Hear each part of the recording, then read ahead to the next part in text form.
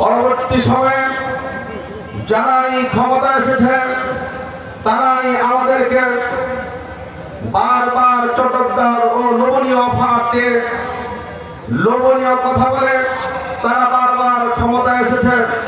ক্ষমতায় আসার পরে আমরা যা দেখতে পেয়েছি, ক্ষমতায় আসার পরেই তাদের কথায় কাজে অমিল। তারা ধর্ষণ, দুর্নীতি, টেন্ডারবাজি, চাঁদাবাজি, দখলবাজি সহ সকল দুর্নীতিকে তারা বিশ্বের মানচিত্রে বাংলাদেশকে পাঁচবার দুর্নীতির চ্যাম্পিয়ন করেছে। ঠিক না বলে? দীর্ঘদিনের পরে বিশেষ করে আমরা বিগত 15 বছরে যা দেখলাম, এই দেশে যারা 15 বছর 16 বছর শাসন করেছে তারা এই দেশকে তাদের পারিবারিক দেশ, তাদের ব্যক্তিগত দেশ হিসাবে তারা ব্যবহার করেছে। জনগণের ভোটাধিকার তারা কেড়ে নিয়েছিল, জনগণের বাক স্বাধীনতাকে কেড়ে নিয়েছিল। আমাদের এমন অবস্থা হয়েছিল যেন আমরা নিজ দেশে পরবাসে বসবাস করছি। ঠিক না বলে?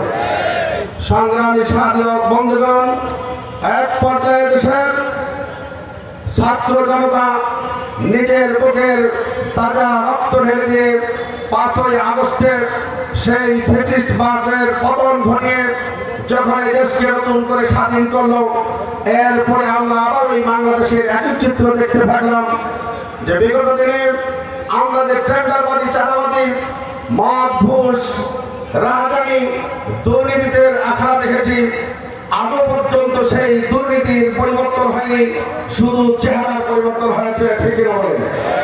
সংগ্রামী সাথী বন্ধুগণ, আসলে মানব রচিত কোনো মতবাদের মাধ্যমে কখনো মানুষের সার্বিক শান্তি ও মুক্তি আসতে পারে না। মানুষের সুখ শান্তি আসার জন্য আল্লাহর আইনের বিকল্প নেই।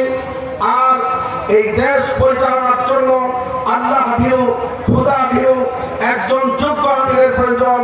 আমরা এই দেশের মাটিতে একজন যোগ্য আমির পেয়েছি, যিনি দেশের লক্ষ কোটি মানুষের রাজধানী আত্মাধির রাহবার হযরত পীর সাহেবের চরমনায় যদি আগামী দিনে আমরা বিগত দিনের মতো ভুল না করে ইসলামী আন্দোলনের পক্ষে পীর সাহেব চরমনাইকে হাত পাখা মার্কায় ভোট দিয়ে যদি এদেশে ইসলামী আন্দোলনকে ক্ষমতায় পাঠাতে পারি, তাহলে আমরা এটা বিশ্বাস করি এরপর থেকে বাংলাদেশে সুদ, ঘুষ, মদ, জুয়া, টেন্ডারবাজি, চাঁদাবাজি, রাহাজানি এই সব কিছু সন্ত্রাসের মূলোৎপাটন করে এই দেশ হবে সুখী, সমৃদ্ধশালী, কল্যাণ রাষ্ট্র।